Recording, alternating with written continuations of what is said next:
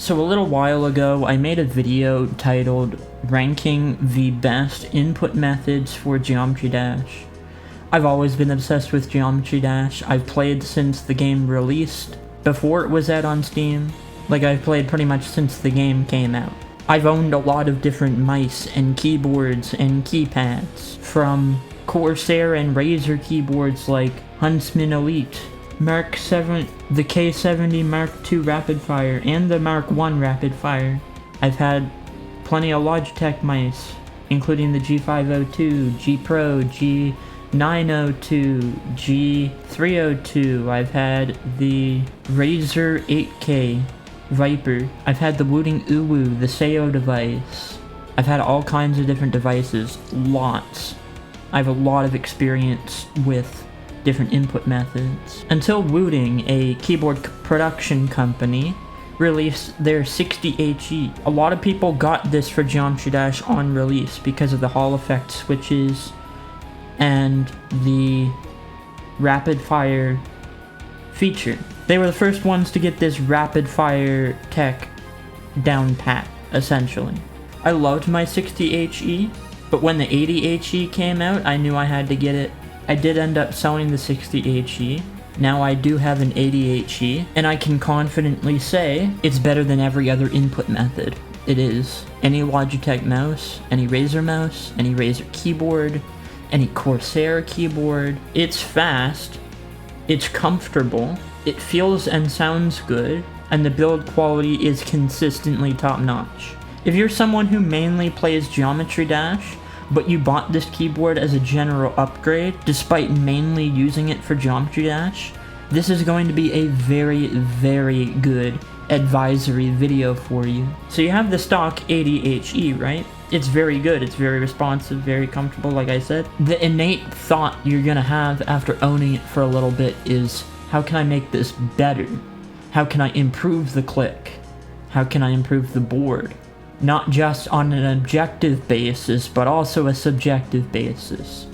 Because what would be an objective upgrade for somebody else might be a subjective downgrade for you when it comes to keyboard switches or keycaps or just the general overarching context of your setup. So shortly after getting the 80HE, because I wanted cherry form factor keycaps, basically meaning shorter height, better for gaming, over the OEM profile, the original keycaps.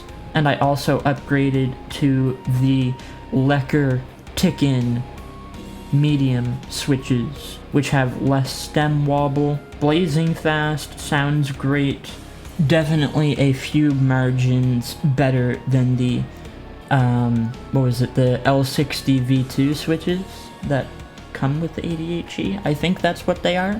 Here's the thing though, if you go and watch the setup tour that I am also posting today, you'll know that my setup consists of a wooden desktop. This makes it quite the slam on the fingers when you're clicking, trying to be fast and accurate. Essentially, to play Geometry Dash at a top competitive level without destroying your hand, your goal is to maximize vibration dampening and shock absorption so that aggressive high CPS slamming does not echo straight into your joints. Of course, you want the click to sound good, you want it to feel good, you want it to maybe be somewhat clacky and clicky.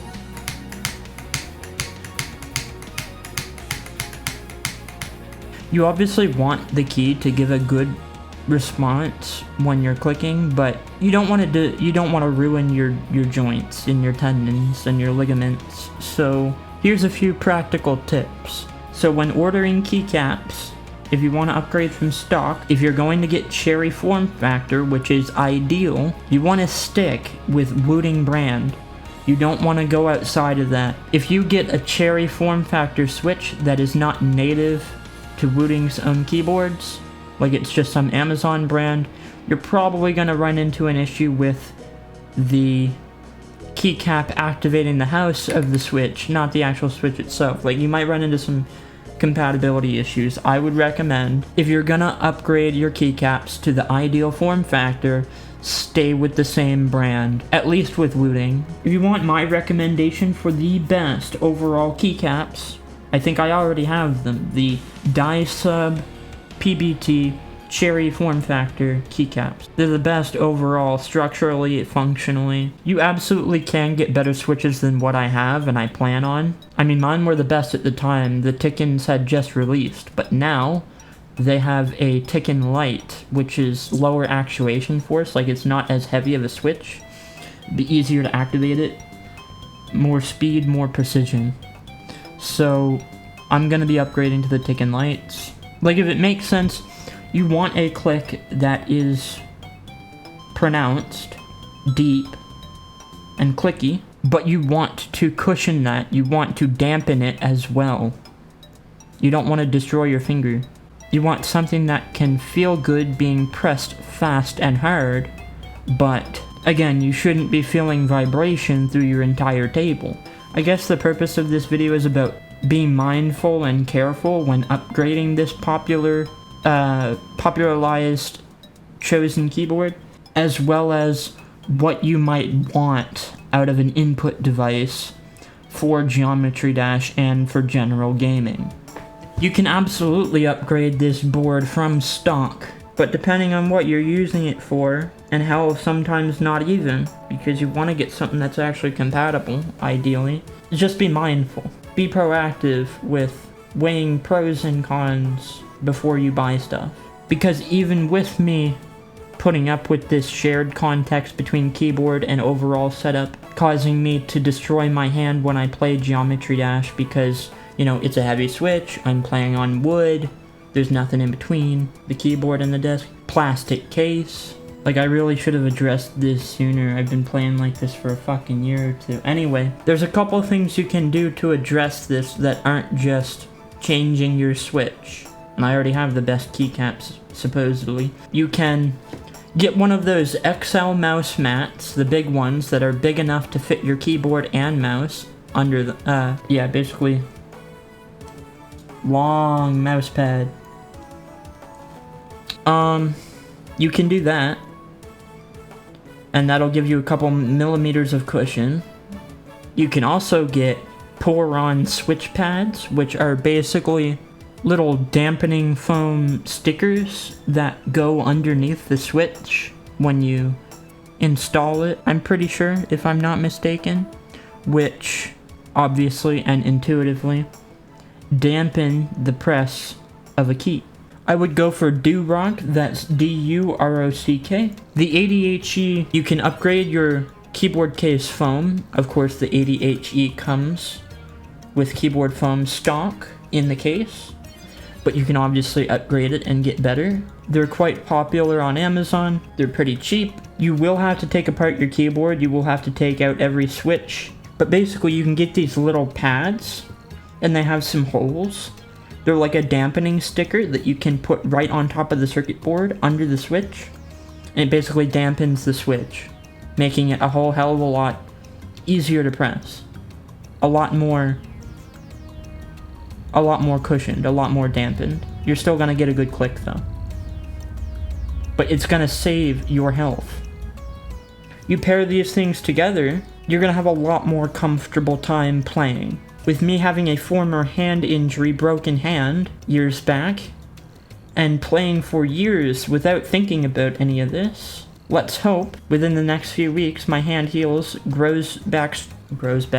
The plan is to rest the hand completely for 7 to 8 days and then start doing tendon exercises after those days, and contrast bath the hand.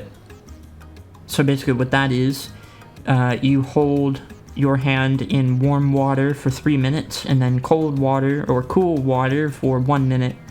So basically gets more oxygen and nutrients driving towards your tendons, which helps heal them faster. My hand and wrist is just a bit sore and cracky and weak, just mildly. I don't know if it's full-blown tendinitis. If it is, it's very mild. But I should definitely rest for now. My hand has been through a lot. Hopefully I can get back to playing soon. That's the idea. I want to finish off Zodiac and get on to even harder level. And so yeah, that's pretty much my advice. If you'd like, you certainly may check out my other stuff. Server link's gonna be in the description if interested. It's not much, but it's something. My name, when transcribed, directly means conquer. You may help me realize this by subscribing. Cheers. I'm out. I'm gone.